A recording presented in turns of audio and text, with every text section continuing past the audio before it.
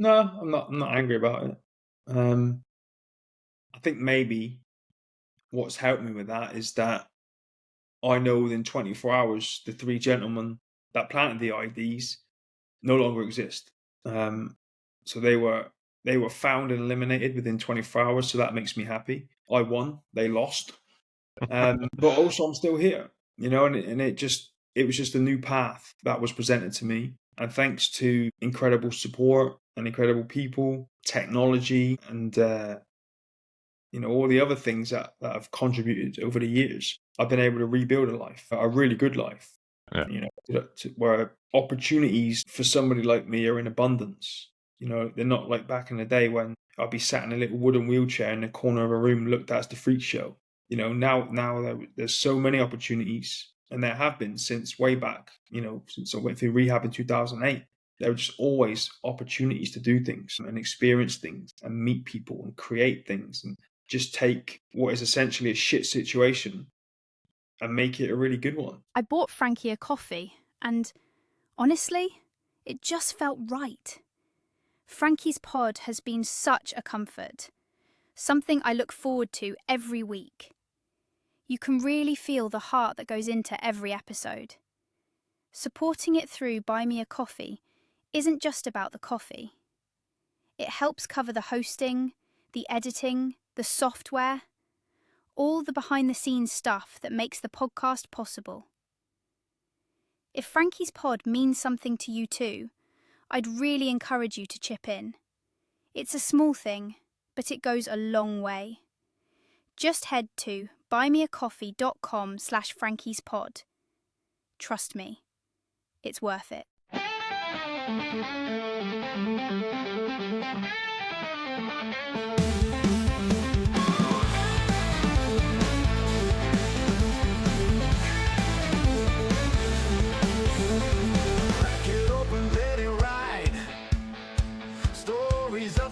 They can't hide, marching through the past with pride. Frankie's pod is the place to confide. Frankie's pod, uncork the soul, hear the voices, feel it roll. Battling hearts, beating strong. One more story, one more song. Frankie's pod, yeah. Uncooking the unforgettable. Hi, welcome back to the podcast. Tonight I've got the honour of speaking to Mark Ormrod. Hi Mark, how are you doing? I'm all right, mate. How are you? I'm fine, mate. And honestly, as I said before, thanks for doing this. I really, really do appreciate it. I know how busy you are. It's the same 5 questions that I ask everybody else.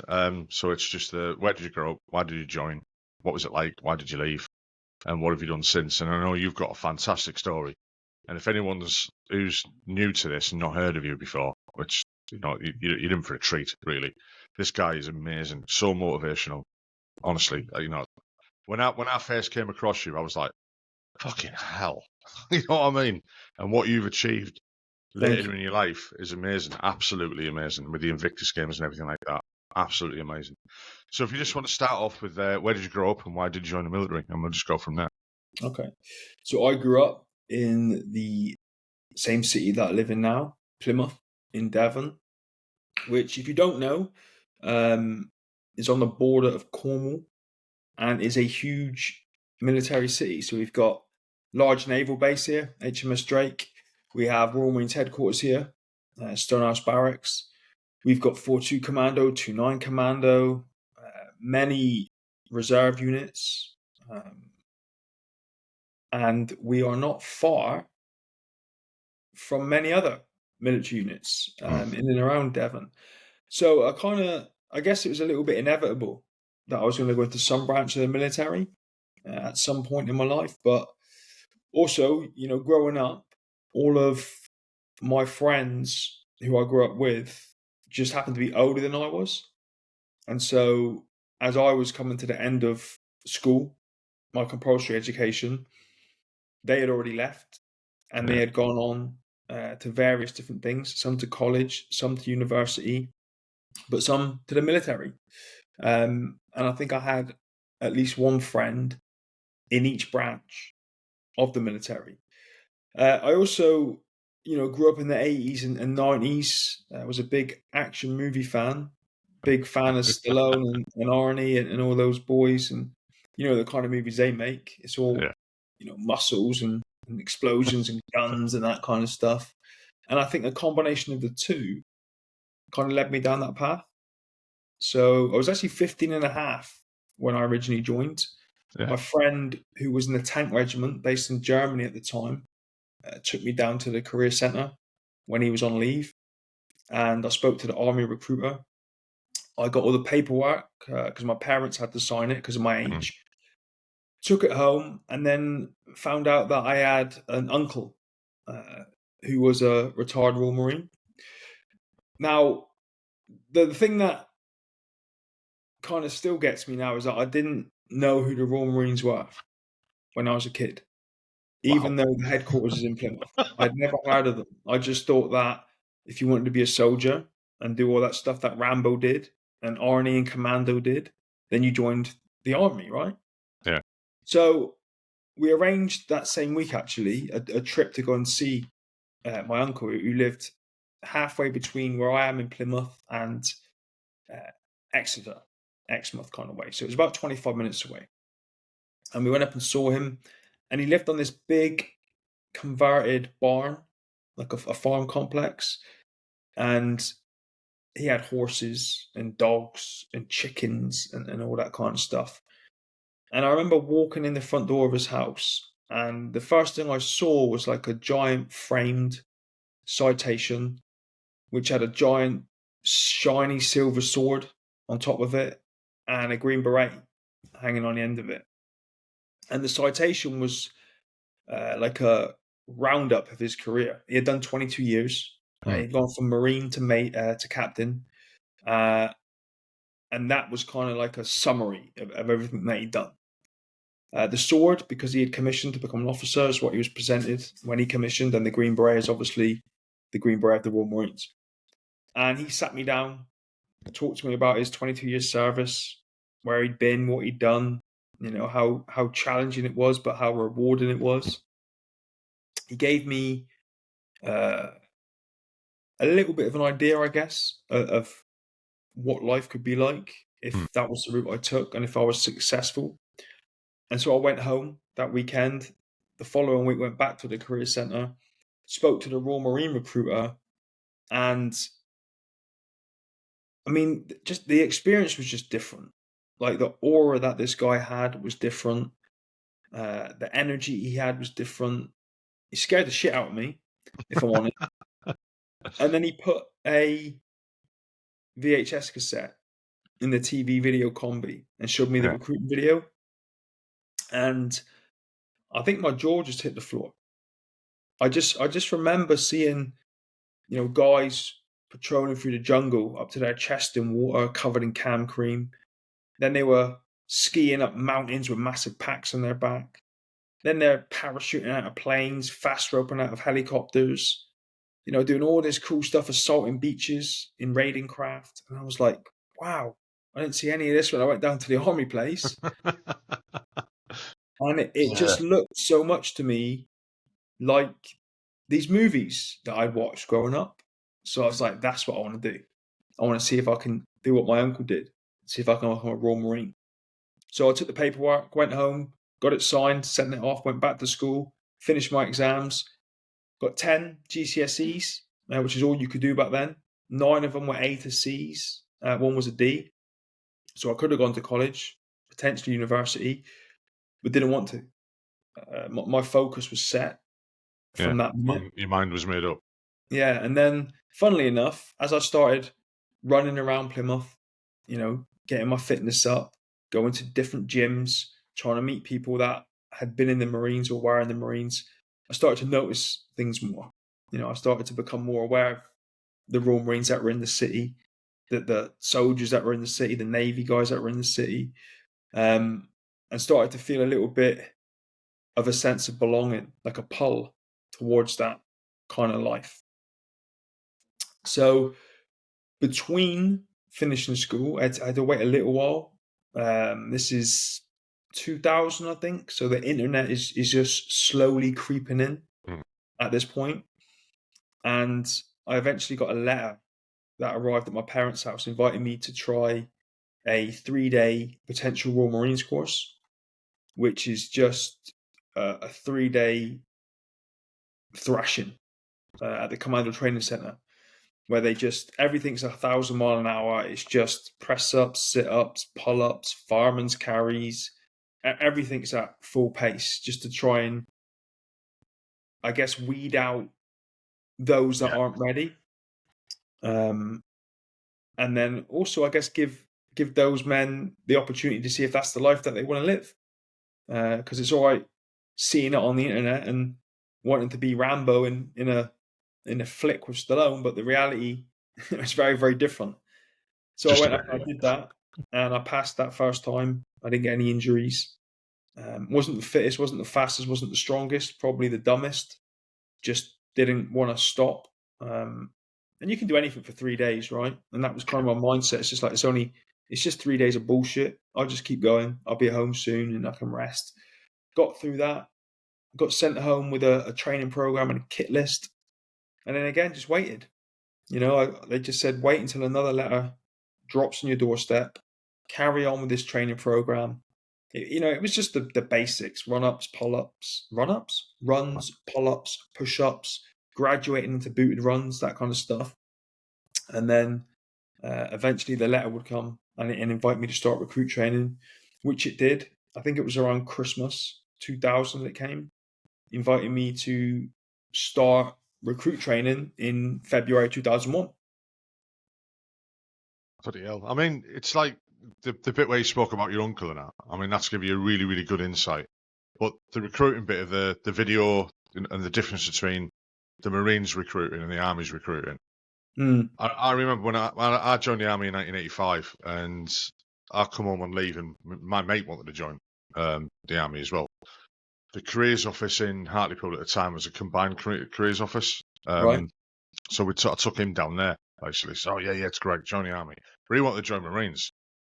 And basically went in, he was like, I want to join the Marines. And the guy just said, right, 10 pull-ups over there now. And he couldn't do 2, and he just went, fuck off.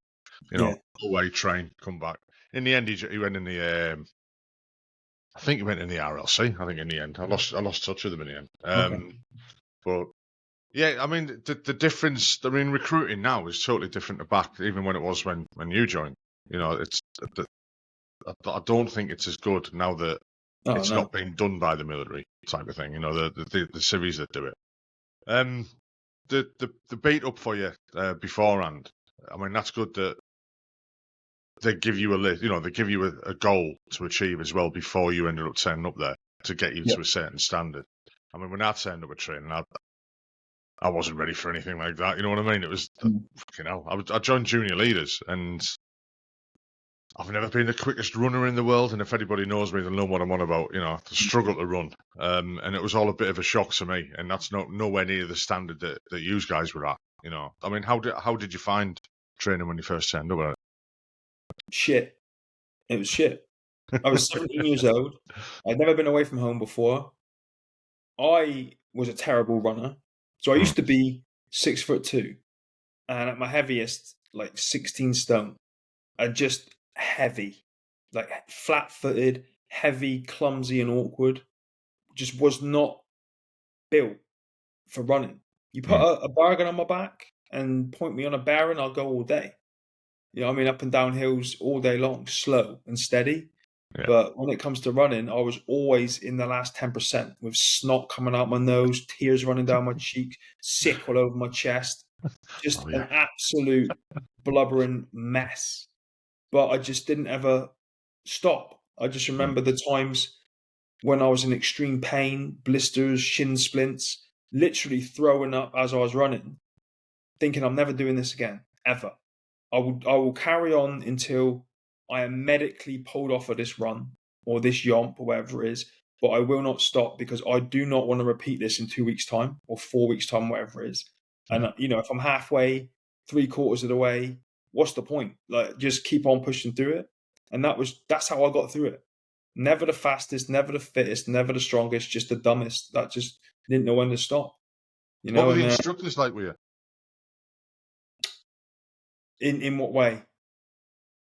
Were they tough? Was it a shock to the system? Oh yeah, it's brutal. From them, yeah. Yeah, I mean, it's it's like it's all brutal. And one of the biggest things for me to get my head round, and I don't know if it's because I was young or whether everyone struggled with this, is that when someone else fucked up, you got punished as well. And I'm like, hold on, it wasn't my fault. I did it right. I'm fine. Or worse than that, when someone fucked up, they got to stand up the front while the rest of the troop got hammered. Yeah, but now you get it, right? Looking back, you get I it. know that one. I never ever got. I fucked up. I got pulled out, and everyone else got based. And I'm thinking, that's not fucking punishing me, is it? It's shameful. Shit. They shame you. Yeah. But yeah, they were brutal, man. And it's quite funny, really, because I think I was very much a grey man. I never stood out, never gobbed off. Passed everything, so was never highlighted for continually failing. And I think that was my secret weapon. And I remember getting to like week 24 or something, and we got called on. So if the training team ever shouted, if we were in our accommodation on camp and they shouted landing, the whole troop had to pour out onto the landing on the 2 floors that we're living on. And they would like tell us what was going on next, or if they had any points they needed to discuss.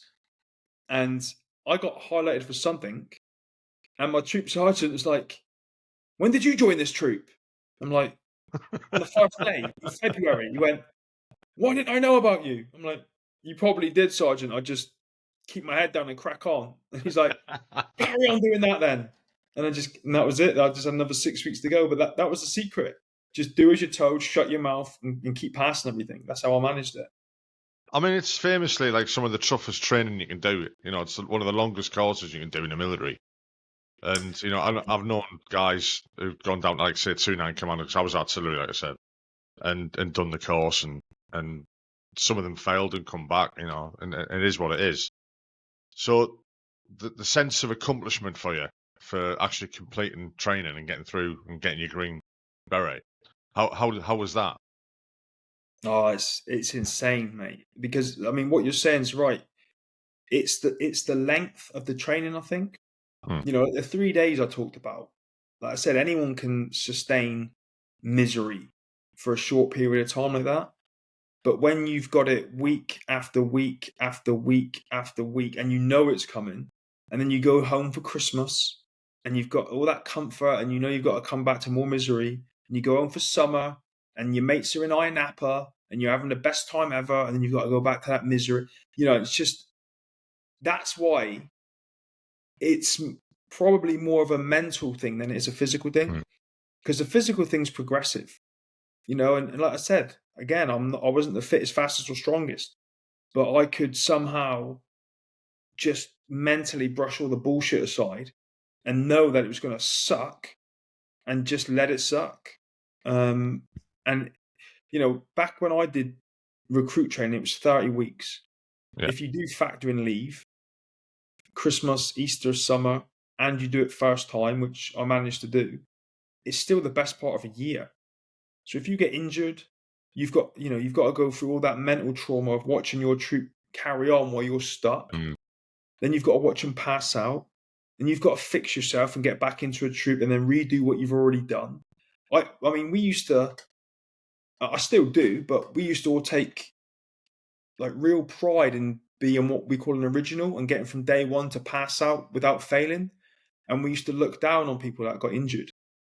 But now when I look back on it, I think, damn, like they're more resilient than anybody.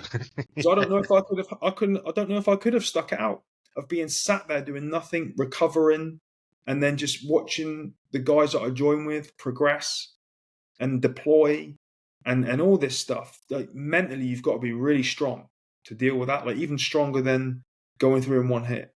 It's crazy. And the officers in Royal Marine training, their training's 18 months without leave. Do you know what I mean? That's even longer. I didn't know that. It's nearly the best part of 2 years.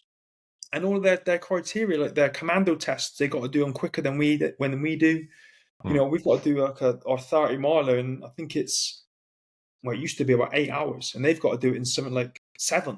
I don't know, you knock an hour off, but like It was crazy, but yeah, it's just I think the mental part of it. I don't know if it's because I was young or what, or just stupid, but I just that was where my strength was. It is in just knowing it was bullshit, some of it, knowing it was coming, and just dealing with it. And getting the green beret at the end of it. You know, I mean, I've spoken to guys who've gone through P Company and and marine training as well. And they said it's just that sense of accomplishment when you're being presented it and you get to put it on for the first time. You know. Yeah, and even though in your mind you think like the clouds are going to part and a beam of light's going to come down and it's going to gracefully descend on your head and then you're going to get superpowers. The reality is some Welsh bloke in the store throws it over a counter at you and goes, "Here you go, Mark." And that's pretty much as much, and it's a piece of cloth, right? That's all it is. But it's what that cloth represents. And for us, it was over 300 plus years of elite military history and battle honors and courageous men that went before us, and that's what it was. And so when you can join that very elite group of men and become part of that phenomenal, honorable history of those men, it's a big thing. And I think the best thing about it is no one can ever take it away from you, ever. No. Even if you just get that green beret and then you leave the week after, no one can ever take it away from you. So what was it like turning up at your first unit then? Because for some, that's just as scary as joining. Yeah, it is. And I don't know why, but in my mind, I thought that all of my career was going to be like training. I thought every day we were going to be out doing these stupid runs, map reading, going. I didn't realize like the pace changed dramatically. Yeah. And you go to a unit and you sat around doing hardly anything. And it's very unnerving in the beginning. You're like waiting for somebody to come in and just smash you. And it's horrible. But it was a weird time for me because I passed out of training in October 2001, like 4 weeks after 9/11. Yeah. So everything was buzzing. Like all sorts of stuff was going on. I didn't have a clue what was happening. I was 18 years old. I didn't have a clue what was happening. I was trying to kind of just digest everything from training and focus on my career. Then this war is building up and I'm like, surely they're not going to send me there. I'm only 18, But then I'm like, well, hang on. I'm an elite soldier now, apparently. I don't feel like one, but apparently I am. So they are going to send me. And I didn't understand anything about anything. I didn't know what was going on most of the time. And when I did pass out, the first thing I did was go on sentry duty at Lympstone. So I stood on the gate before the MPGS were formed. Then I went to Poole and did the same thing. Stood around checking people's car passes, and I'm like, "What is this? Like, this wasn't on that video that I watched. Yeah. I'm not jumping out of a plane checking car passes." But it was just waiting. You've got to wait for like billets to come up and stuff. And then eventually, I went to Plymouth, where I am now, to Royal Marines headquarters. That was my first draft. To what was called the United Kingdom Landing Force Command Support Group. They change the name every like 5 years. And then just almost immediately went into pre-deployment training for tours. And what was your first tour? Well, I got trained in 2002 to go to Afghanistan on Opticana, but didn't end up going. And then I actually ended up being effectively a taxi driver, going from Plymouth to South Cerney and Bryce Norton every other day to pick up people that did deploy, which was unbelievably demoralizing. Yeah. Picking these blokes up when they throw their dusty, sandy kit in your hire car and you have to listen to an hour of them talking while you're driving them back, and then they're snoring the rest of the way, and you're just driving in your nice clean uniform thinking, why am I doing this and why am I not doing that? So I never went out on Jacana. And then I did a couple of things, regular things, went out to Norway a few times, did a bit of training out there, went on exercise down to Virginia with the Yanks, boxed a little bit, went to Iraq in 2003 on Operation Telek 1. Which was cool. Flew into Kuwait, spent about a month there, just waiting for the go, and then was involved in that initial push over the Kuwait-Iraqi border. Yeah. Oh, yeah. I know it well. I was there. Yeah. So I did 3.5 months there. came back from that, and then my partner at the time was pregnant with my first daughter, who just turned 20 the other week. So I kind of had a Time look at my life. flies, doesn't it? Yeah. But I had a look at where I was, and I thought, I've got a Green Beret. I've been to war. I was still I think I was 21, maybe 22. I think 21 at that point. I had a child on the way. I just bought my first home. And so I thought, okay, right, I can leave now at my 5-year point, and then I'll be young enough still to join the police or the fire brigade or something like that, and be around for my daughter and watching her grow up. But I failed miserably as a civilian. I did put my notice in, did leave.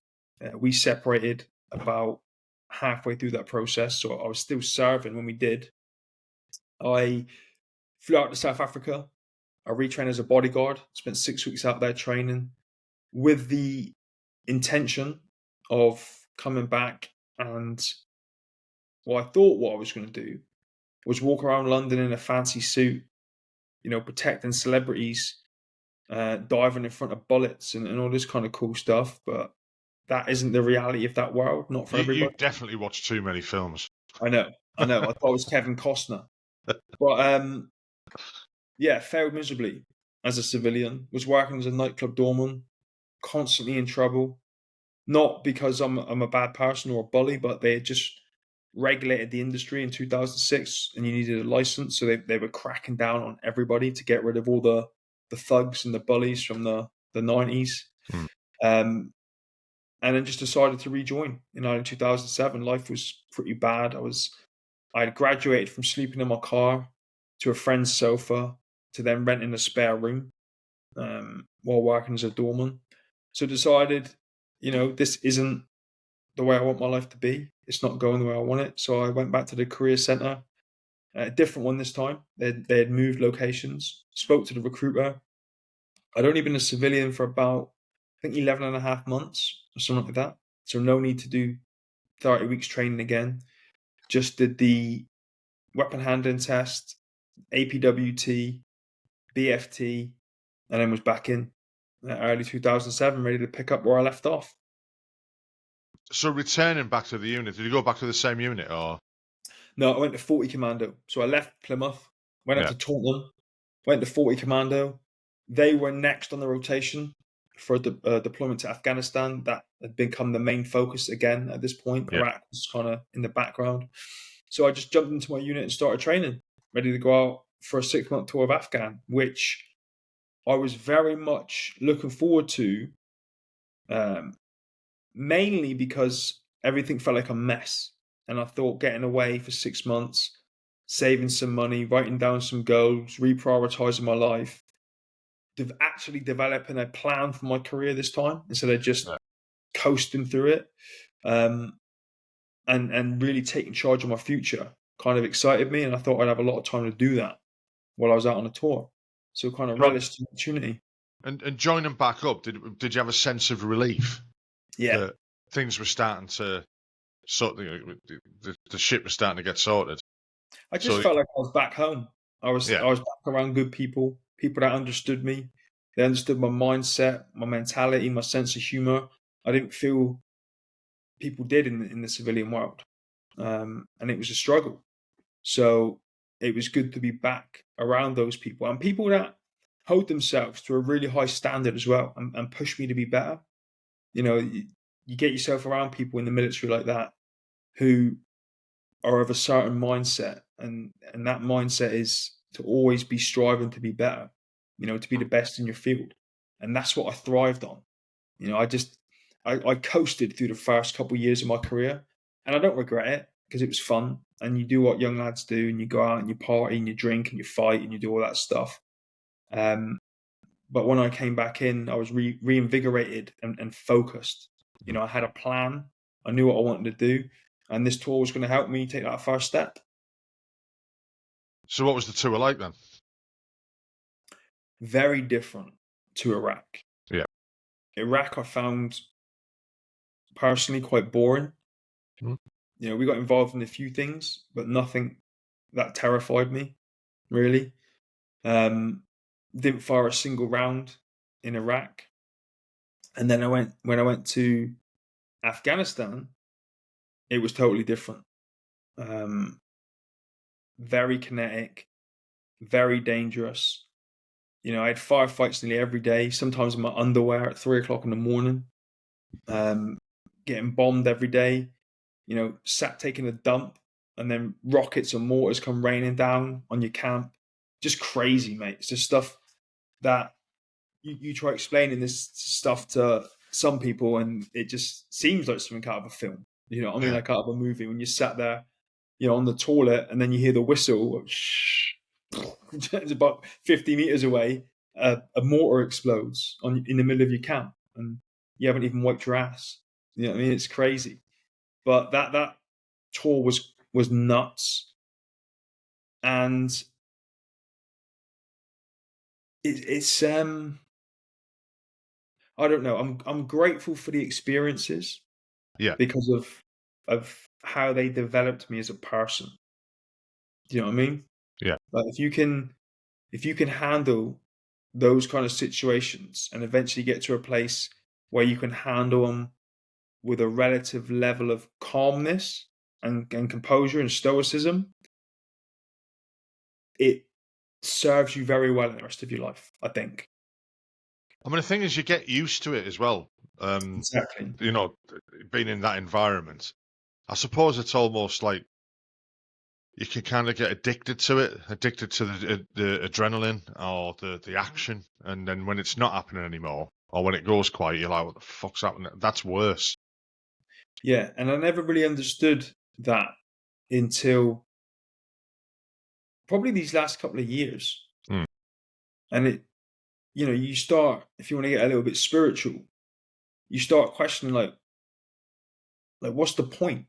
In like, I've got to a place in my life now where, and I've worked my ass off since I was discharged for the last 15 years. I've got to a place now where financially I'm in a pretty good position. I don't have to work. I choose to, because I need a purpose and something to fulfill me. I do a lot of fundraising work to give me a purpose and a direction to move in. But I've only just turned 41, and I'm like, well, what am I doing for the rest of my life? Do you know what I mean? I joined the military when I was 17 because I wanted to make the world a better place. I can't stand bullies. I was bullied heavily at school. And in my mind, joining the military meant I'd travel the world and deal with bullies so that people didn't get picked on and bullied on a global scale. I don't mean stealing their lunch money. I mean terrible things, terrorism and all those kind of things. And so when you leave, you know, now because I'm in the position I'm in, I couldn't join the police or anywhere where I could help people. So now you sit there and you're kind of thinking, well, what now? Do you know what I mean? I'm feeling a little bit this last year or two, a little bit unfulfilled. You know, I've literally last weekend just kind of come to the end of my physical fundraising chapter of my life. I've done a lot over the last 10 years where I've put my body through some intense physical endurance events, which has been great. But I've kind of come to the end of that now. And I guess I feel like I'm stepping up into more of a leadership position. Yeah. Because in that part of my life, I'm going to raise an army of fundraisers for the charities that I work with, because it gave me purpose and fulfillment. But now I'm just kind of in this area where I'm like, well, what next? Do you know what I mean? I'm still young. 41 is so young. It's ridiculous. It is. I mean, I can't remember being 41. It was a while back. Yeah. Yeah, it's still young. I mean, I know what you're saying about the feeling of accomplishment, going out and, like, you know, protecting the world, let's say. You know, I mean, I did 27 years, and in all honesty, the only tour, and I did a few of Ireland, a few of Bosnia, and I was in Iraq in 1991 and in 2003 and 2006. Mm-hmm. But out of all them, the only tour that I felt as though I wanted to go on, like I wanted to go on it, I would have volunteered if I didn't get picked for it anyway, which was Bosnia. Because you've seen what was happening I went there in 1995. You know, you'd see everything on the news beforehand. about the concentration camps and the fucking ethnic cleansing and stuff like that. And I felt as though we should have been there. I think, in all honesty, I think it's the only thing where we actually did make a difference. When we changed from UN to the multinational brigade and we swapped berries and we took our sky blue one off and then we put a darker berry on, and that changed overnight. The Serbs kind of went, oh shit, sorry. We'll stop doing that then, shall we? Oh, yeah, you fuckers. Well, I think that's the only time I've had a sense of accomplishment for that. And when you look at, like, say, Northern Ireland, and you see the place now, the peace process and everything like that, and as much as at the time we were like, fucking hell, they're just giving up. My unit, we lost Stephen Restrick. He was the last soldier killed out there. And to see his killer get life and then to be released 18 months later through the Good Friday Agreement, it felt like a real letdown, But you see the place now, and they're never going to go back to as it was. The people aren't interested in it. The thugs are nearly all gone. It was never about what they made on about the liberation of Northern Ireland and stuff like that. It was all about fucking drugs and gangsters and politics and bollocks, and it was it still leaves a bitter taste in my mouth the way it ended, but I'm glad it did. And I'm glad it has. And you look at Iraq and Afghanistan, and whether we should have been there or not, it was not for us to say. We just get told, we go there and do our bit. 2003, the war, the invasion, weapons of mass destruction, whatever. I don't care why we were there. I know we were there and we did our job, and we did it to the best of our ability. Being in the artillery, we fired a fair few fucking rounds. You know what I mean? And it was, you're actually doing your job. That was the highlight. And I know a lot of guys got out after that because they said, I've done it. I'm not going to do anything any better. Yeah. And the amount of guys I know who went out to Afghan and come back and went, well, I'm gone now. I don't need to do anything else. I've accomplished it. Don't get me wrong. I've known guys. I knew one lad. He 22 years in the army, got out. Day later, joined the RAF. Just so that he could. He joined the RAF as an officer, just so he could go back out to Afghan for fire control. It's fucking crazy. Yeah, some people thrive in that environment, don't they? And yeah. I think a lot of people struggle with. You said it just now, like that adjustment of coming back to a quiet environment. Some people just cannot survive, and I've got friends like that too. And the happiest they are is when they're running around caves in places like Afghanistan hunting bad guys. They don't want to live this, because it's what I said just now. It's like, what am I doing? I need to feel a purpose, like I'm making the world a better place. And for them, that's running around shooting bad guys. I mean, it's not everyone. I mean, people get the idea that we all come back from tours and stuff like that, and we're all like, when I went to see the doctor, I said, when we've all left the military, we're fucked. And she agreed with me. She just went, yeah, you are. But we're not. Not everyone's like that. You know what I mean? Some guys, it took me a while to realise I was, but I thought I'd slipped out of the military and just into Civvy Street relatively easy. But as I found out later, I hadn't realised it. That's a different story. So what happened then while you were out there? I mean, we're leading up to the actual incident. So do you want to go into that? Yeah, we were halfway through the tour, maybe 3.5 months in, working out of a place called Forward Operating Base Robinson down in Helmand. And our job was to go out on routine foot patrols, take care of the civilians in the villages, give them food and water and that kind of stuff. Hunt down the enemy, obviously. Act on intelligence, on weapons caches and things like that. And then when we weren't doing any of that kind of stuff, we had a position to defend from any incoming attacks. And on Christmas Eve 2007, I was second in command of an 8-man section out on a routine foot patrol. And on the way back into camp, I stood on and detonated an improvised explosive device, which traumatically removed both my legs above the knee and my right arm above the elbow. Yeah. You know, I mean, what do you actually remember of that?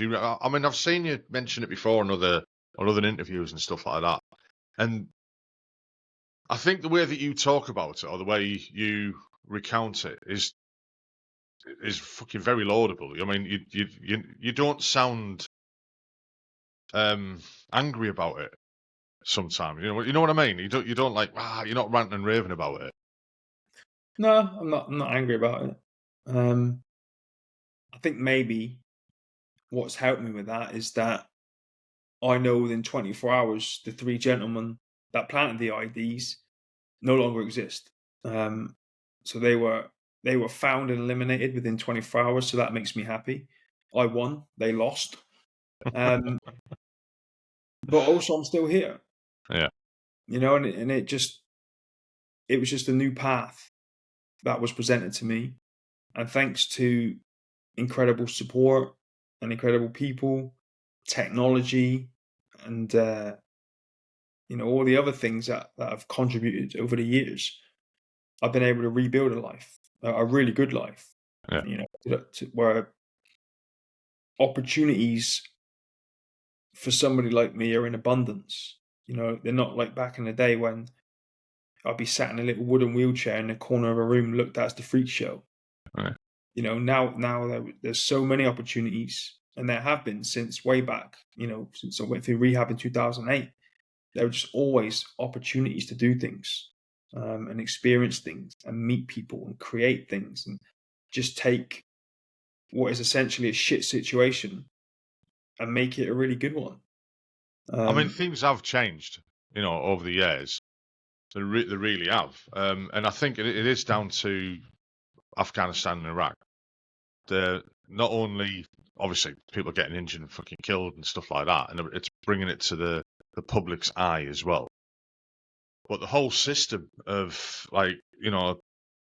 getting people fixed, getting them back into a routine, getting them back into life is greatly improved. To what it was before Iraq and Afghanistan kicked off. Yeah. People would be injured before, and you're right. You're almost right. They'd be like, "Fucking hell, don't want nothing to do with them. Fucking shoot them up. You're ready to discharge. See you later."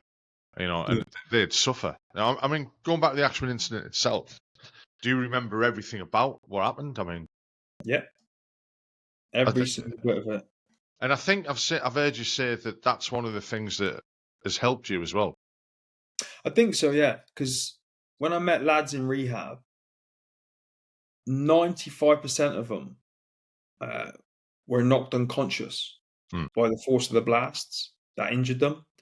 And everything that we see, on a daily basis, whether we know it or not, gets stored subconsciously somewhere in our minds, right?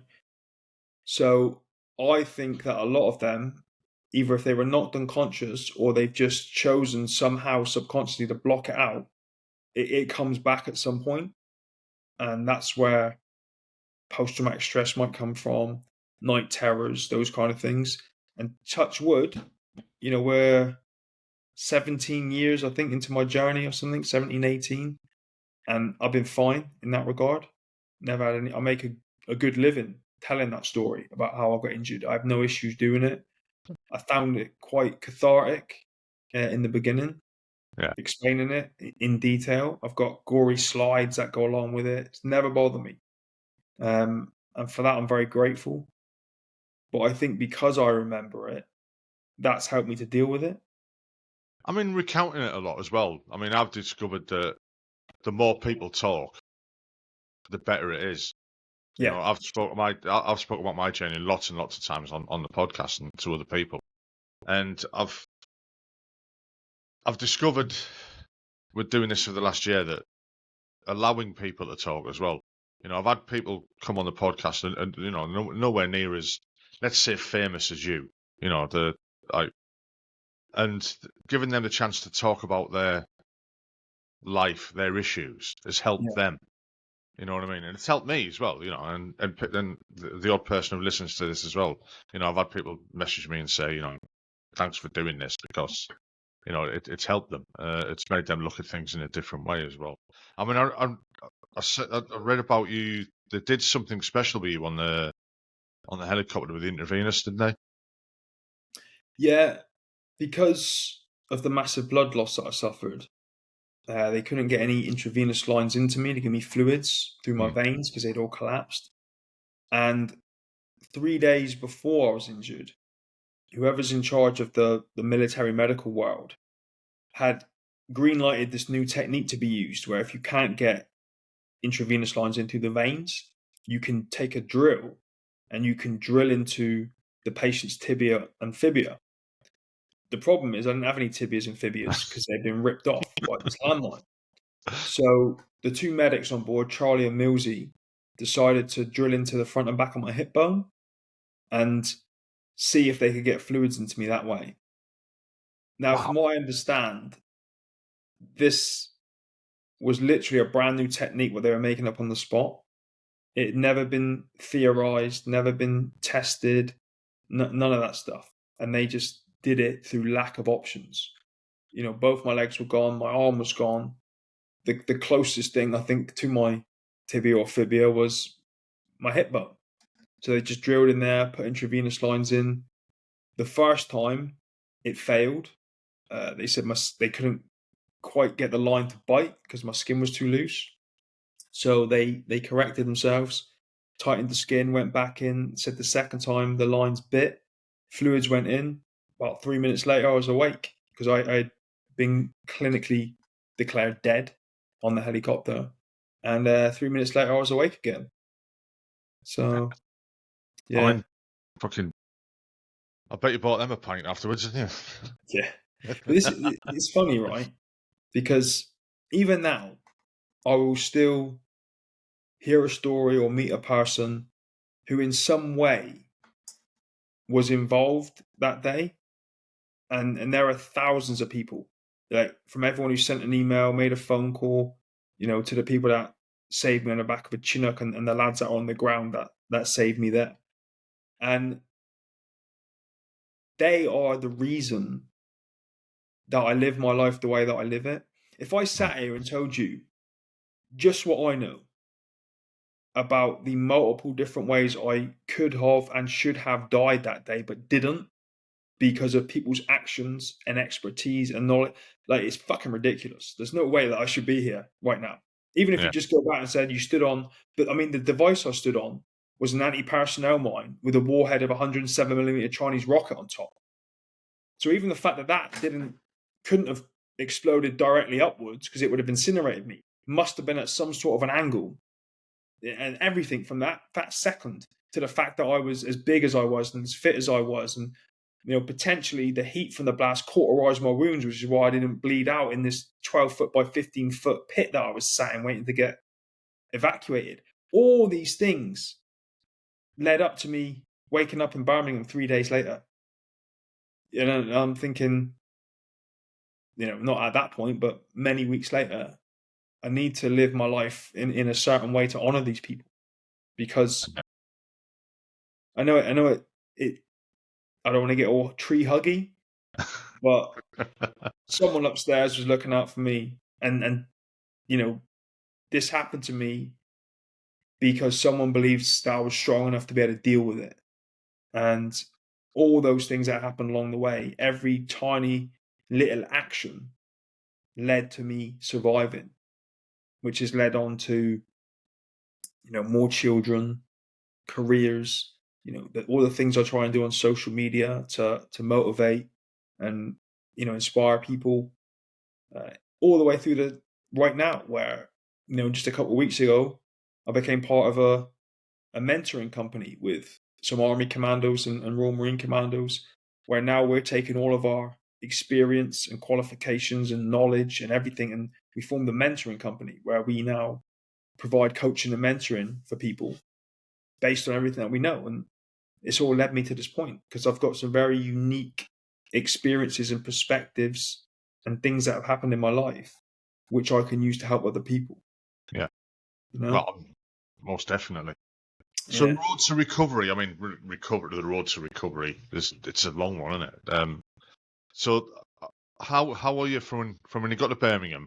The rehabilitation for you there and stuff like that. How about that?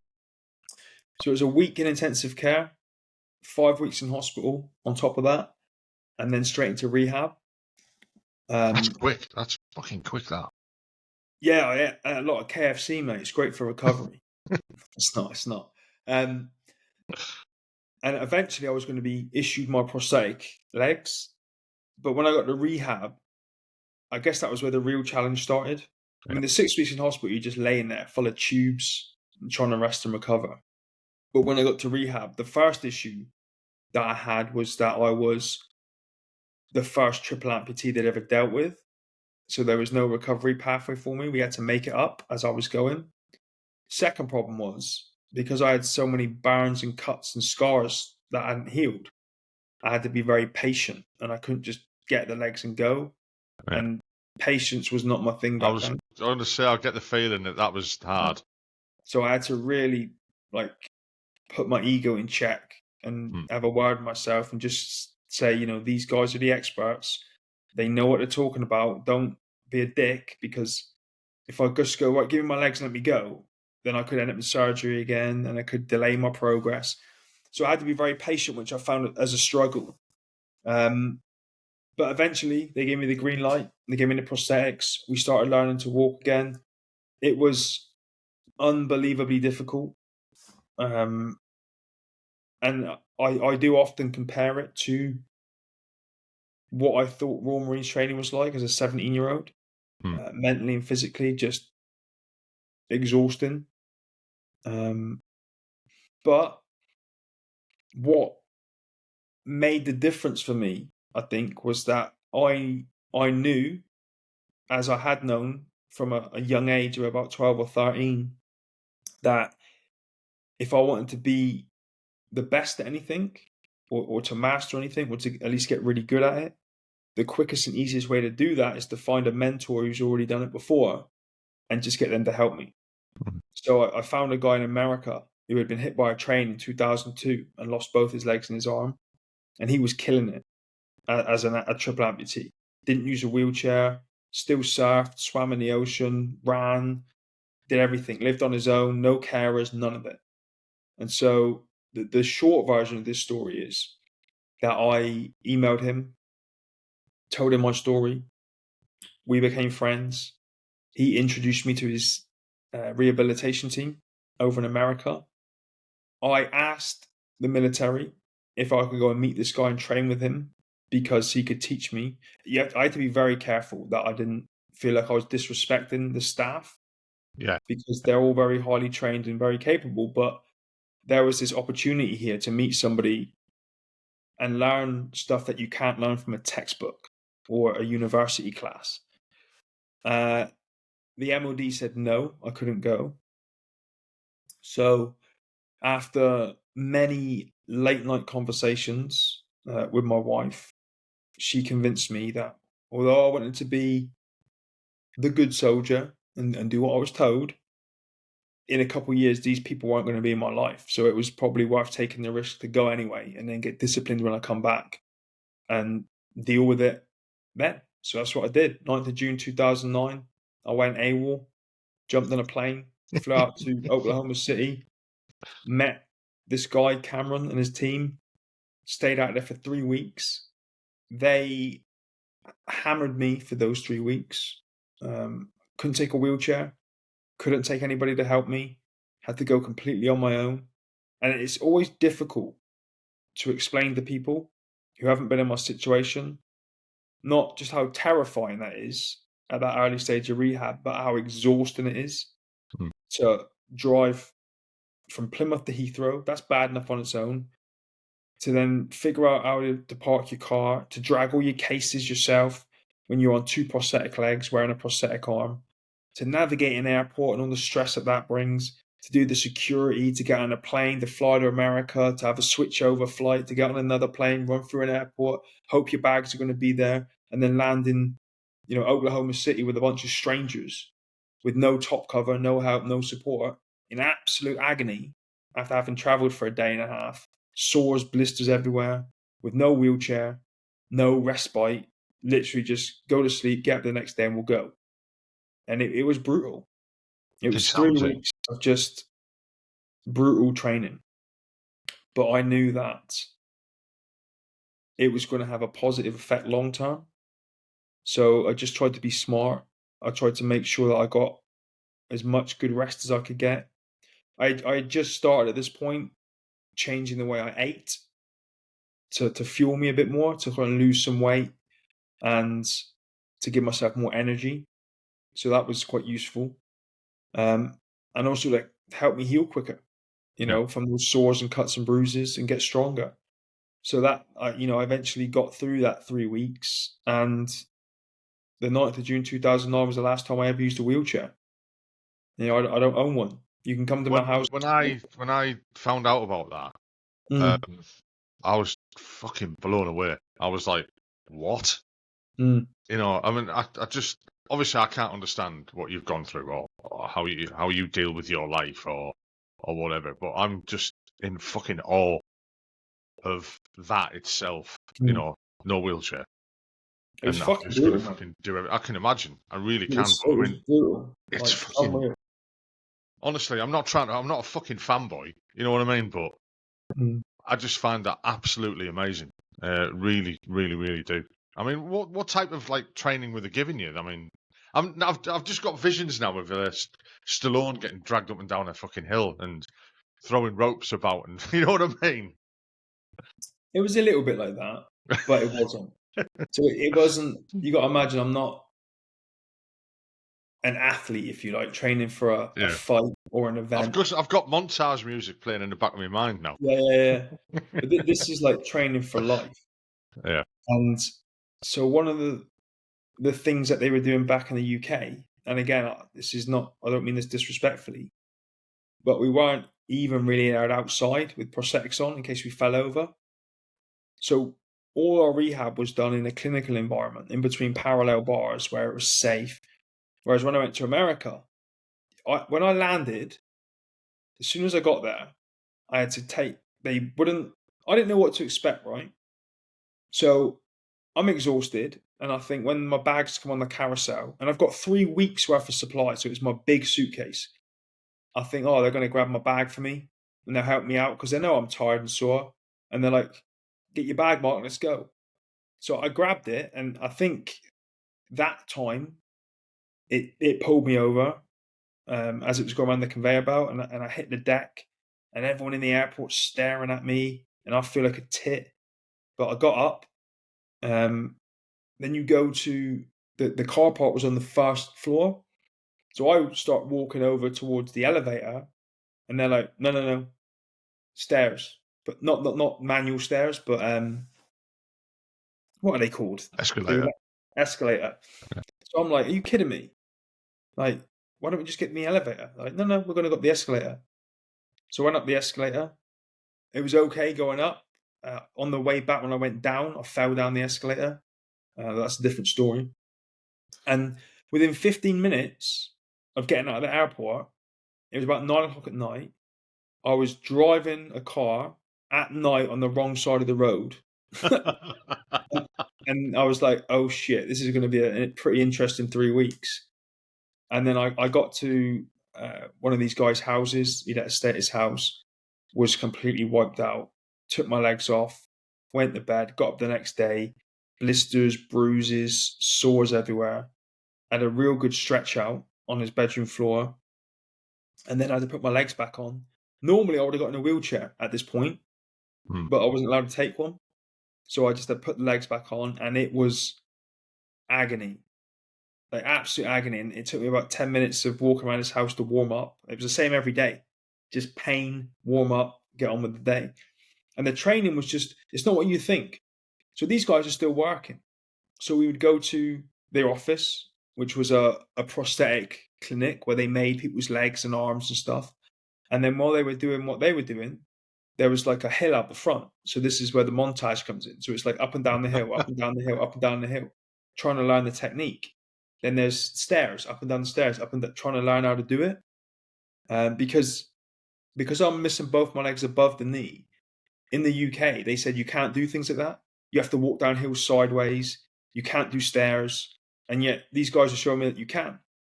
So it's not only a physical skill, it's also a confidence thing. And the hill at the front of the office, I remember you came out of the building in the office and this hill went down and it basically led onto a main road where just cars were going past all the time. And they call it Profanity Hill because everyone's down it and they're falling. They're like, fuck, shit, wah, ah, just losing their temper all the time because it's really hard. And then we go out to eat. So you didn't pull up to a restaurant in a disabled bay. You just rocked up in a regular parking bay. And you had to figure out how to get out of the car without dinging someone else's. Then you had to walk with all your sores and blisters into the restaurant and, do everything yourself. Whereas before I could be like, oh, can you go and order me some food? They're like, get it yourself, do it yourself. And it was just because I was in so much pain all the time. I'm like, give me a break. Then we go to the mall and, I'd be carrying bags of shopping around. And then we go to the gym, we do a little workout and we go swimming. And then I got taught how to run.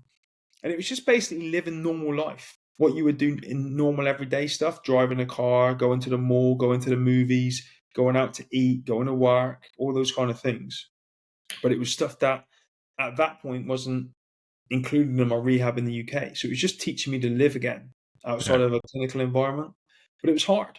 And I remember the last day, we were in Texas in a place called Six Flags and we were riding roller coasters. And that was part of the of the journey is like, don't shy away from these things, like live your life normally. And it was 107 degrees. And I had walked around that place for 8 hours. And I think I sweat so much that my body drank my own sweat to hydrate me. It was just brutal. And I remember walking back to the car at the end and the car park. And I literally had visions in my mind of when I was doing the 30 miler in recruit training, coming up that last hill on the way to the finish line, the way my legs felt and my soul felt and my mind was, that's what it was like walking through that car park. It's that point where you're so physically and mentally battered that you're either going to break down and cry or you're going to murder someone. And I was walking through the car park after 8 hours in this roller coaster park and I could see the car and it just wasn't getting any closer. And inside I was crying. I'm like, come on. I got in the car and just passed out. And then I woke up a couple of hours later back in Oklahoma. But that was the last day of it. Yeah. And I got up the next day, put all my creams and potions on because of my sore spots, said goodbye, got on a plane, came home. And that was the last time that I used that chair. And I haven't used one since. That's fucking amazing. So what did the MOD do to you when you got back? Please tell me you didn't get in his shit. No, I don't think they. Well, actually, what happened was initially, and this is a little bit sad, really, but I wouldn't say people turned their backs on me, but they looked down their noses at me. They thought I came back thinking I was the big shot. Right. Look at me, look what I did. But all I really did was come back and want to share the information that I had got because there were probably 9 or 10 triple amputees at this point. And there was only one when I got injured. So I thought, right, we can help with these people. And no one was interested. No one from the chain of command really cared. And eventually, the Americans that I worked with came over to the UK to teach for 3 days what they taught me to all the other triples and double amputees, which I thought was great. It was a little bit embarrassing. I was a little bit mad because they weren't greeted by everybody with like an open mind and a willingness to learn. It was more like their egos had been attacked and they didn't want the Americans there. But they went through it, and what I witnessed was people achieving in 6 months what took me a lot longer to achieve because they had new knowledge, new information, mentors, people leading them. And these guys, when I went to work with them, they had been doing this for 6 years. So in that 3 weeks, I took 6 years of success and failure and learnings and knowledge and squeezed it into 3 weeks. And now they tried to squeeze that into 3 days to help all these other people. And everyone was getting better quicker. So it was great. And it was phenomenal. And People decided to leave their wheelchairs behind because they knew it was possible. They regained their independence and they went about their lives. So I'd read as well that you were determined to walk back onto the parade square as well for the medal ceremony. Yeah. Was that all part of that as well? Or was that beforehand? That was before. Oh. The first thing I did when I got to rehab in February 2008 was set that as a goal, because I knew that everyone would have expected me to be pushed on in a wheelchair. And in my mind, that's not what being a Royal Marine's about. Being a Royal Marine is about looking at the obstacle and the challenge in front of you and figuring out a way to overcome it with no excuses. Improvise, adapt, and overcome. So I knew it wasn't going to be pretty. I knew I wasn't going to be walking around the parade square like Kate Moss down a runway. It was going to be ugly and clumsy and awkward, and it was going to be painful because I still hadn't fully healed, but I didn't care. I just wanted to stand shoulder to shoulder with those men that I fought with and get that medal the way I wanted to get it. And so that's what I did. That first bit of rehab was just pure brute force and ignorance to get my fitness and strength up ready for that day. So when did you actually leave the military then? When were you discharged? 1st of July 2010. So they kept you in for a while then? They could have kept me in longer. Yeah. I did like a graduated return to work program where they put me at 4-2 Commando as a pay clerk. So it wasn't a job that I was trained to do. And the whole unit were deployed on Operation Herrick 9. So it's quite demoralizing, really, because there was no one in the unit and I was just sat at an office all day and I didn't know what I was doing. They gave me like a 45-minute CD to watch to teach myself the basics of the job.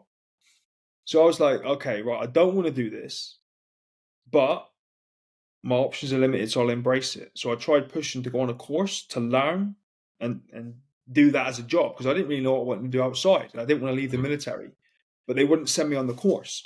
They said the reason was the course was at Limpston. There's a place called Puzzle Palace. So it's like a 3-story building where you do all your courses in the classroom. They said, you're not going to be able to get up the stairs to get into Puzzle Palace, so you can't do it. So the girl that worked next to me was a writer in the Navy, which is the same thing, a pay clerk. She did her training in HMS Raleigh, which was just over the water from Plymouth, and said you can drive right up to the back door and there's a threshold. You can, even if you were in a wheelchair, you can just roll on over it and you can do the course there. So I pushed up the chain of command and they said no. So I basically sat there with no qualification to do a job that I didn't really want to do, that I actually wasn't qualified to do. So I was like, okay, cool, I'm out. See you later. I think that was them kind of washing their hands of you type of thing. No, I just think no one knew what to do with me. I could have stayed in for as long as I wanted. I could have stayed in to do my whole career, but I never would have got promoted. I wouldn't have done a job that I enjoyed. I just think everyone was like, what do we do with this guy? Like, we don't know. So, I kind of got to that point where I was like, I'm out. You know what I mean? And guys were coming back from Herrick 9 and they're telling their stories and I started to feel a little bit jealous of them because I had no stories from the most recent tour. And I was like, can I do this for the next 15 plus years? Probably not. So I'll leave. I had a pension that I was going to be able to live on. So I just decided to leave and then try and figure out what to do as a civilian. And I had no clue what I was going to do. So what was the next step for you then? I mean, you've obviously left the military in a different, in a different circumstances to most people. It's going to be even harder for you. I mean, if you, like you said, you didn't know what you were going to do. What did you decide to do? So there were these 2 companies, and you basically, I'm not going to name them, but you could ring them up, and you could give them a rundown of your CV, and you could tell them what your interests and hobbies were, and they fed their information into a computer. And then the computer told you what you should do as a job. So I told them about my situation. This is before I went out to America. So I was still in a wheelchair part-time. After an hour on the phone to this company, have a guess what they told me I should do for a job. I'm not even going to say it. Just guess the most random job you can think of. I was going to say they were going to say you should join the Marines or something. No, a labourer on a building site. What? I'm in a wheelchair and I've got one arm. I'm basically a wheelbarrow. Are people just going to stack bricks on my leg and push me around a building site? I think computer says no there, didn't it? You know what I mean? Yeah. And then I rang another one, and this one was very specific. And they said, as you come into Plymouth off the A38, there's a Sainsbury's, and they've got sales on the roof, and it won some sort of architecture award back in the day. And they said to me, as you come into Plymouth, there's a Sainsbury's on the left with the sales on the roof. I'm like, yeah, I'm very familiar with it. You should go and work in there as a cashier. And I was just like, are you serious? Like, there's absolutely nothing wrong with that job at all. But it's not for me. Like, if I wanted to sit at a desk all day, I would have took the clerk job and stayed in the military. So I kind of knew that wasn't going to work. And some of the other lads at the time were doing speaking. They were traveling around doing speaking gigs and everything like that. So I just thought I'd give that a go to start with. Did that for a while. But I didn't actually know you could get paid to do it. I just kind of did it to occupy my time and to try and develop a skill that I didn't have. And found out that some people were making money. It just wasn't me. People were like pimping me out without telling me and taking money. And then I found out one day. So I had a polite conversation with my pimp, and then went out and found an agent who could represent me and get me paid. And then that just opened up doors. You get in front of JP Morgan, you get in front of Boeing, you get in front of Babcock, you tell your story, it opens up doors, gives you opportunities, you take them, you run with them. Some are good, some are bad, some work, some don't. Every thing that came my way, I think I pretty much took in the TV world, media, podcast, writing, social media, speaking, whatever it was. I just thought, okay, I'll give it a go. I just keep trying things and just see what I enjoy doing, do more of what I enjoy, and then not bother with the stuff I don't like. I mean, that's going to take it out of you a bit as well. If everyone's trying to pull, from political posts everywhere.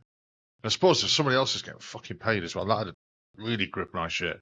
I spent the best part of a decade doing stuff that I didn't get paid for because I didn't know you could get paid to do it. And now I've got an agent, and she gets me paid for everything, like absolutely everything. So when you join the military at 17, you just don't know, do you? No. And you do things for free because that's just the way you are in the military. Yeah, I'll swear that away, mate. Don't worry. Yeah. I'll do that for you. Oh, you can't do that. You need cover. I'll cover for you. And you don't realize in the civilian world, not everyone operates that way. And they're like, yeah, I can do that for you, but it's going to cost you this much money. So I spent 10 years of just losing money, man. I still suffer that, even after being out for 12 years. I'll like, yeah, I'll do that for you. And then I'll get told off for the work. Did you mark that down on a timesheet? Oh, no, it took 10 minutes. They've still got to fucking pay for it. Yeah, all right, fair enough. You know what I mean? But you got it, man. Especially when I've got a family to support now. Yeah. So I've got it. So how did you start getting involved with the charities then? Because the main one's reorg in it, I think. It is, yeah. Yeah. But right back when I was in hospital, 3 weeks after my recovery, I got visited by a charity, and I was very rude to them because as a 24-year-old, I didn't want charities around me. I hadn't accepted that I was an amputee, so I was, even though I was very rude to them, they still helped me, and they when you get injured, there's a lot of admin that goes with it, paperwork for your pensions and all this crap and housing. They just did all that for me. And then as I progressed through rehab, I started finding out about these other charities. I got a lot of help and I got a lot of support. And I got to a point in my rehab after America where I knew that you could run. I knew that you could swim if you had the right tools and the right people. I just thought, okay, I want to reintroduce that physicality into my life. And I want to push myself. Now, why don't I do it whilst also raising money for these charities that have helped me? And so I started doing all these events. And then in 2017, I started training Brazilian Jiu-Jitsu. with some serving Royal Marines, and one of them had an organisation that used Brazilian Jiu-Jitsu to help. Initially, it was just Royal Marines. It's gone much bigger than that now. But guys that had suffered physically or mentally as a result of their service. Now, the short version of this is that when he finished his full career of 22 years, he then formed it into a charity, and he'd asked me to be a trustee, and I became a trustee of Reorg, and then just set out on this mission. And it was funny because it was completely unintentional. Like, the most recent fundraising I did was all by accident, and it's the most successful I've ever done. It's crazy. It just started by me going out for a run with my coach in a park, falling over and catching it on camera, and then uploading it to my social media, and it went viral. And then I saw an opportunity, and we just started raising money, and the BBC loved it. They got on board. And then my coach at the time kept on saying, "Oh, you should do another event, and another one, and another one."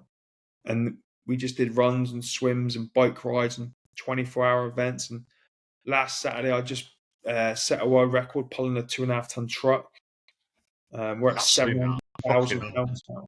That was like, I was saying that and I was like, eh? I was like, I feel rather inadequate. It's funny, man. Like, social media is a funny place. And I spent that weekend because Eddie Hall, the world's strongest man, texted me and said, "Send me the video," and I put it on my feed. So I was like, cool. So I put it on there. And then my Instagram obviously went nuts. And so I started reading through the comments. And you kind of, because I purposely put myself around good people, from time to time you forget that there are some absolute belters out there. Yeah. And just reading through the comments, some of these people, and I mean, I'm thick-skinned, right? And it doesn't bother me.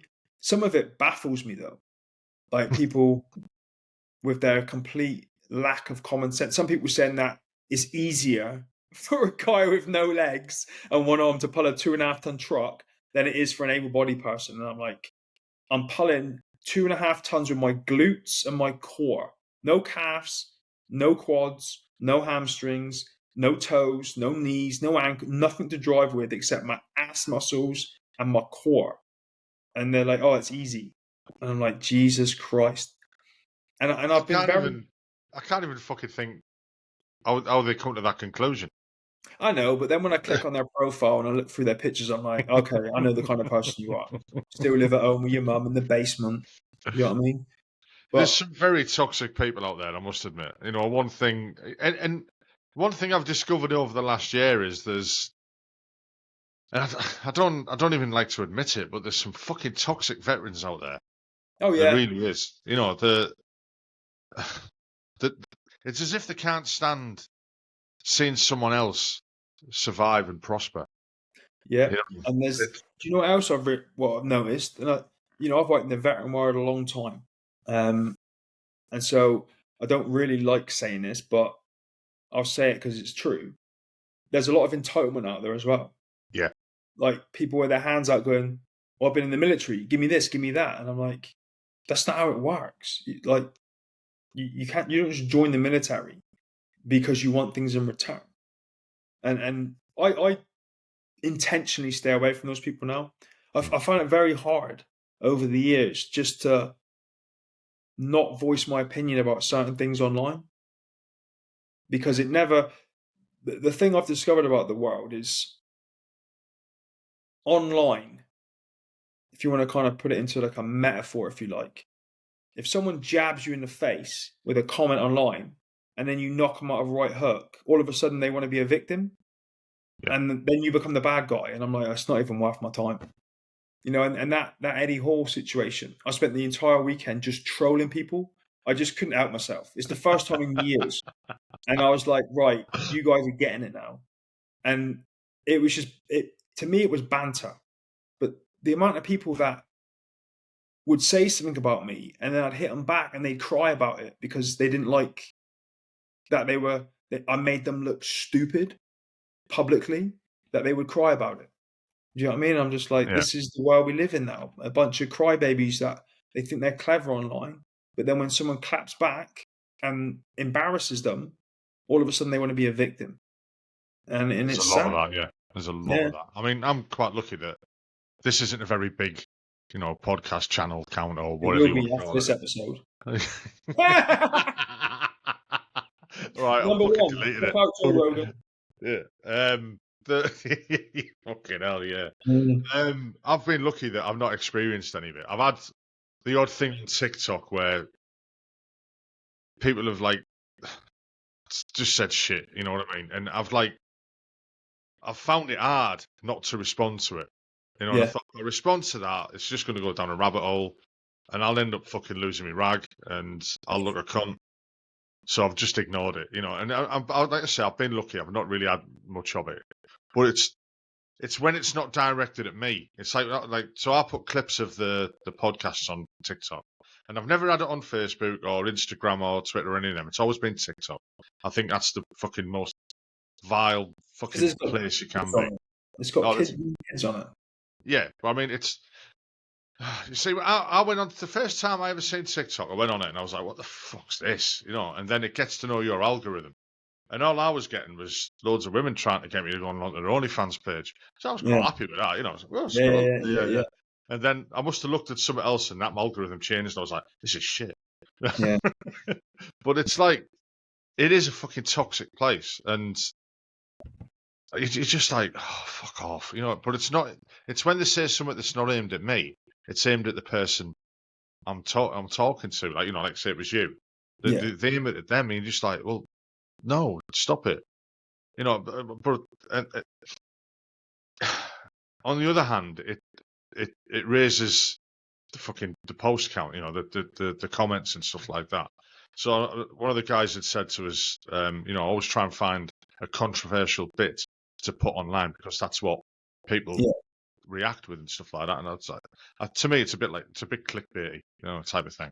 Like the most successful one I had on TikTok was a clip of a lass saying about the modern recruits and soldiers just being stuck on the mobile phone all the time. And I still found it hard to fucking get out of phone in training, type of thing. But the amount of comments that people, we're allowed phones and this, that, and the other. That's not what she's saying. It's the difference now of recruits and training now to what it was like when we did it, and when I did it in 1985, which is not really that different. I mean, I've interviewed guys who joined the military in the early 60s, and we spoke about their initial basic training and stuff like that, and it was not that much different to what ours was, really. You know what I mean? It's and the stories, the stuff that they got up to, and I was just thinking, this is just exactly the same as the shit we used to get up to. But as long as you don't get caught, you're fine. Yeah. So the Invictus Games, what about them? How did you get involved in that? I'll be very honest with you. I rebelled against adaptive sport when I was injured. I used to go out to events and things in my wheelchair, and people would shake my hand, if I go into like a movie premiere or something that Headley Court got invited to.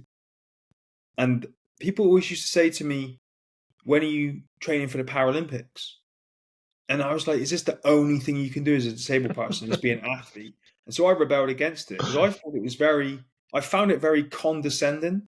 I'm like, hang on, I've gone from being a Royal Marines commando, running around the world as an elite soldier, to now you're going to play sitting volleyball, and you're going to applaud me for that. Like, you didn't applaud me before when I was actually doing stuff that was crazy and hard, but now you want me to play. So I just was like, no, shove it, I'm not doing it. And then in 2016, I was sat right where I am now at my desk in my office at home, and I realized 2017 was my 10-year anniversary. So I thought, I'll do something that I haven't done to celebrate. And sport was the thing I hadn't done. So the Invictus Games was 2 years old, and I had friends that had been in and competed, and they had won medals, and I saw the effect it had on their lives outside of the games. So on their confidence, on them wanting to reintegrate into society, the excitement of having a new career, becoming a mother or a father again when they've been distant prior to that. And so I thought, okay, I'll give this a shot. So I applied. Didn't think I had any chance of ever get into the games because I'd never done anything. So I didn't know anybody. I wasn't a name in those worlds. You know, I didn't have any equity, if you like, in that. So I just thought, okay, I've got no chance, because I think 780 people applied in the first year that I went, and there were 76 places. And you have to go to trials. And I turned up at the trials, very underprepared and very arrogant. You know, in my mind, I was like, I'm just going to absolutely destroy all these people through my fitness, and then go to the games and win. And that was a very stupid attitude to have. I didn't look at anyone as a real athlete. I just thought these are just sympathy athletes. They just do it for pity. You know, they're not actually fit. They don't know what they're doing. And then I sat on a Concept 2 rower and did a 4-minute race for the first time in my life, and I went blind. Like I got 3 minutes 36 seconds into it, started seeing stars. All my vision started to go black. I carried on till I heard the buzzer for the 4 minutes, but got off the rower, walked on my bum over to my legs, put my legs on, got in my car to drive home, and just sat there thinking to myself, what a dick. Like, you've kind of looked down your nose at these people for this time, thinking that they're not real athletes, but they are. So, very fucking wake up call then, yeah. Massively. Fortunately, I made the team, and I went out to Canada in 2017. My goal was to win gold medals. That's not always the goal of the games. Like I said, a lot of people, you know, just to be in an environment again with a lot of people is a win for them. So it was a very individual thing, but for me, the win was medals. And I went out there, and I didn't do that the first year. I got 2 silvers and 2 bronzes. So I can't, like, if I set that goal, I can't not achieve it. So when I came home, I was just restless. I'm like, I need to go back. I need to go back next year, try and make the team, and then get those medals. And the second time I went, obviously after the experiences that I had, my mindset was different. I had learned a lot more about how things work, like the etiquette of the events, strategy for the races. It wasn't just brute force and ignorance. I learned a lot, and then went back the second year much more prepared.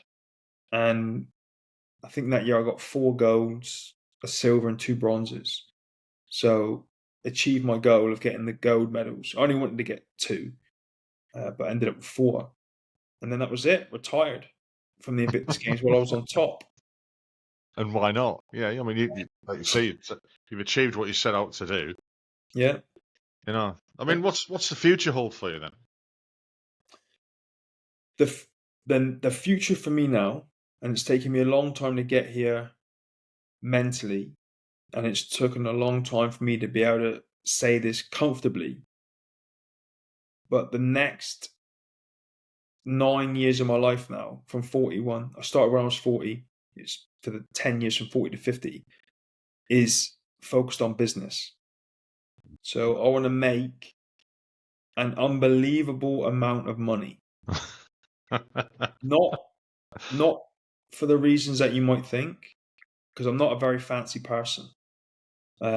Most of the outfits I wear cost about £3.50, but it's the challenge. I want to master something that I know nothing about, which is business and entrepreneurship. I want to be unbelievably successful at it, and then say that I've got 4 fingers, 1 thumb, and a smartphone, and I managed to figure it out. That's my goal. So that's why now everything I do is monetized. Everywhere I go, everything I do, I've spent since 2008 self-educating myself on money, investing, business, entrepreneurship, and now I'm pulling the trigger and I'm putting it all into action. I've been slowly building over those 10, 15 years, but now I'm going full ham, and just doing everything I can. And to be honest, I'll probably give loads of it away because, it seems all well and good, right? Having big houses and lots of cars, and it's all just extra work. Like, I don't have my legs on right now. So when I leave here, I've got to walk on my ass. My office is in my garage. I've got to walk on my ass through my utility room, through my kitchen, into the main part of the house. It gets tiring, man. Like, I don't want a bigger house because it means I've got further to walk. It means I've got more to clean. It means it costs more to heat it. I've had fancy cars in the past, and I found that I ended up traveling around the country so much they just sit in my garage and rot, and they still cost me money. But now that money goes into Bitcoin and ISAs and investments and kids' savings, rather than into a lump of metal that depreciates sat in my garage doing nothing. Then you drive these fancy cars and they're stressful because everyone wants to steal them or scratch them or race you. And I'm like, I don't need this shit. Do you know what I mean? I just want to live a simple life and do some good stuff. Hey, don't we all? Might mind a fancy car. Yeah, they're not all they're cracked up to be, man. No. Right, Mark, I think we've come up. I've took enough of your time up now. It's been an hour and a half. I don't want to waste the rest of your evening. It's been lovely speaking to you. You too, mate. It's been a fantastic story, and I wish you all the best in your future endeavours. It's honestly, I fucking really do. And again, like I said before, I'm not fanboying, but I am a little bit. I find you an inspirational person. It's amazing what you've gone through and where you are. Lesser people would have given up. And, that's the sad fact of it. I don't think I could be you if I'd gone through your situations. You know what I mean? Yeah. I think I'm living my life through you. Plenty more to come, man. Plenty more to come. Well, I'm going to keep an eye out on everything. I'll follow on you on Instagram and on Facebook and stuff like that. And hopefully we'll keep in touch, and maybe do a part 2 sometime. You never know. 10 years time when you're one of the, in Dragon's Den as one of the guys sat there. It won't take that long. It won't take that long. 2025 is the big year. Been warming up for the last 15 years. Now we're going to pull the trigger. Go for it, man. Go for it. Honestly, wish you all the best, and I wish you really, really wish you well. Thank you, man. Fucking speak now. It's on that beer from last night still. Right, I'll stop the recording now. All right, man. I hope you enjoyed that podcast. I enjoyed recording it. If you could just hit the like button, and also if you could subscribe and hit the notification bell, that'd be great, because it'll help the channel grow. The more people will see it, the bigger it'll get, and the more guests I can get on, and the more people I can talk to. Well, I hope you enjoyed it, like I said. Look forward to the next one. Hopefully it'll be out next week as normal. Bye-bye now.